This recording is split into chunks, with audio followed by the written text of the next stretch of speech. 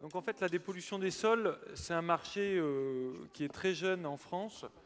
Alors, vous embêtez pas, il n'y aura pas de slide, donc vous pouvez me regarder directement. Euh, donc, c'est un marché, comme je disais, très jeune, qui a moins d'une quinzaine d'années, qui a commencé avec les industriels, plutôt anglo-saxons d'ailleurs, qui avaient, il y a une quinzaine d'années, des standards plus importants que les nôtres en termes d'environnement. Et donc, voilà, ce marché est arrivé petit à petit. Et puis, il y a une dizaine d'années, certaines collectivités, certains promoteurs privés se sont rendus compte que les sites industriels qu'on avait fermés, qui est en centre-ville ou dans les centres périurbains, pouvaient être intéressants pour construire des logements, des crèches, des bureaux. Et donc, les collectivités, comme je disais, et ces promoteurs privés ont lancé la dépollution et c'est devenu un vrai marché. Alors, c'est un marché jeune, mais en forte croissance. Depuis 10 ans, c'est en forte augmentation, 6% par an, pour arriver l'année dernière à 800 millions d'euros, simplement en France. Et c'est pourtant un marché quand même d'avenir, parce qu'on prévoit, à partir de 2015 jusqu'à 2020, une croissance de 7% par an, ce qui n'est quand même pas neutre avec ce qui se passe en ce moment, pour arriver à un chiffre d'affaires annuel en France de 2,4 milliards d'euros. Alors, pourquoi on dépollue? Je vais faire juste un petit retour en arrière. Il y a une trentaine d'années, allez, on va dire des années 60 aux années 90, pendant 30 ans, l'aménagement urbain, c'était l'étalement urbain. En fait, on allait grignoter les terres agricoles qui coûtaient pas cher et on allait construire des villes nouvelles, comme je vous disais, des logements. Mais sauf qu'on s'est rendu compte que ça coûtait cher, ça, dans les à côté, parce qu'il y avait les infrastructures à monter, il y avait les transports à créer. Et puis même en termes écologiques, c'était pas si simple que ça, parce que les gens ils travaillaient pas toujours au fin fond du 77 et donc pour aller de chez eux au travail, il fallait qu'ils prennent la voiture, ce qui coûtait de l'argent et ce qui n'était pas très bon pour l'environnement. Donc il y a une dizaine d'années, les pouvoirs publics se sont dit qu'il fallait redensifier les centres-villes, les zones périurbaines qui avaient été abandonnées, enlever les verrues, ces anciennes friches industrielles qui n'avaient pas été bougées depuis des années. Et puis c'était aussi une façon de répondre à la pression foncière, c'est-à-dire de redensifier nos villes. Alors, on est en Île-de-France, des endroits qui sont bien symptomatiques de ça, c'est la ville d'Ivry-sur-Seine, qui est une ancienne ville très industrielle. Il y avait des usines à gaz d'EDF, il y avait des usines de carrosserie assez polluantes. Et pendant les 30 dernières années, Ivry-sur-Seine, c'était quand même pas... c'est pourtant très proche de Paris, ça touche Paris, c'était pas l'Eldorado.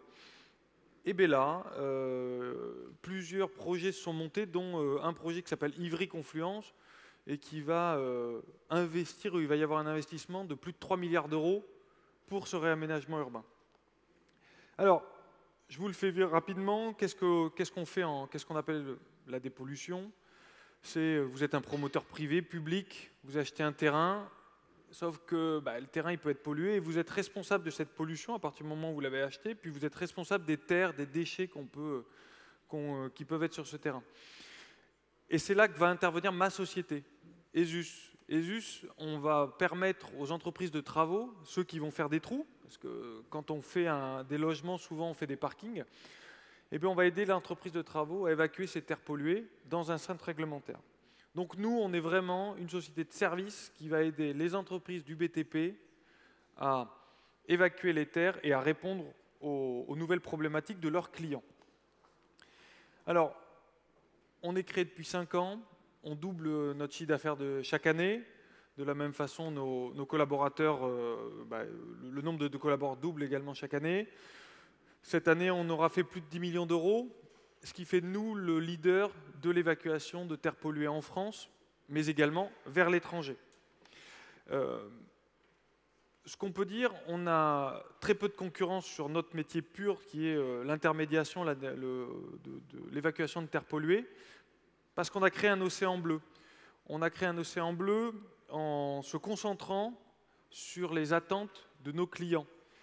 Et les attentes, on les avait imaginées. C'était 4 attentes bien particulières. C'était de la réactivité, parce que quand un chantier a démarré, quand on trouve de la terre polluée, il ne faut pas qu'il s'arrête, parce que autrement ça coûte beaucoup d'argent. Il fallait avoir une connaissance technique et réglementaire forte, parce que ces gens-là n'ont pas, et comme je vous l'ai dit, c'est une chose nouvelle, et donc on n'a pas toujours de recul pour gérer ces terres. Une logistique impeccable, de la même façon, un chantier ne peut pas s'arrêter, mais également des logistiques qu'on peut appeler douces. Bien sûr, il faut que le camion soit à l'heure pour qu'on puisse évacuer ces terres polluées, mais nous, on a essayé de travailler également pour essayer de réduire les nuisances au niveau des riverains de ces travaux. J'en veux pour preuve, on vient de finir un gros chantier porte d'Aubervilliers où on a évacué plus de 60 000 tonnes de terre polluée par voie fluviale. Alors, juste pour vous donner un exemple, les 60 000 tonnes, ça représente plus de 1500 camions qu'on a évité de mettre sur le périph'. Et puis, bien sûr, une communication très importante.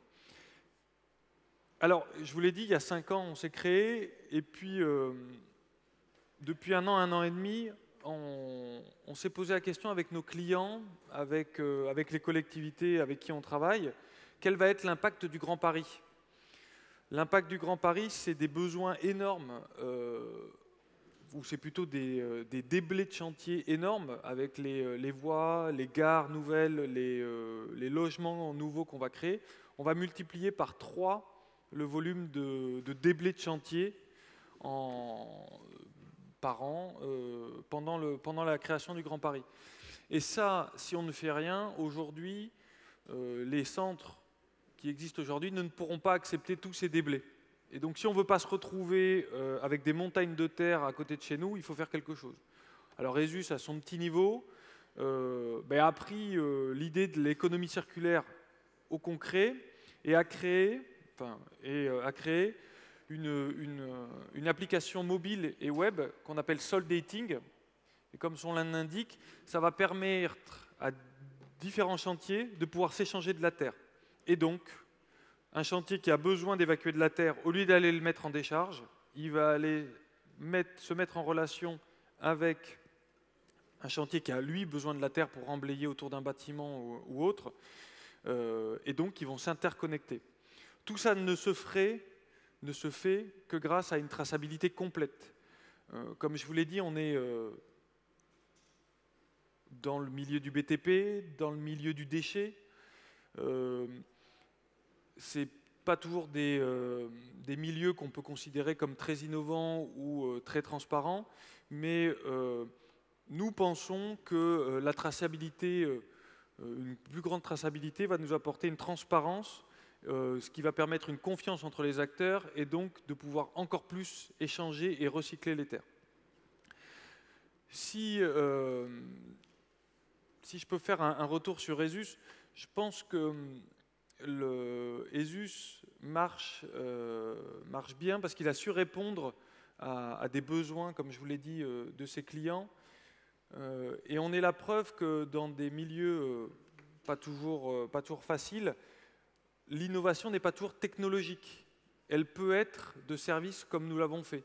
Et je pense que c'est une des plus grandes conclusions, c'est que voilà, l'innovation technologique est importante, mais il ne faut pas oublier le service et les solutions qu'on peut apporter à nos propres clients.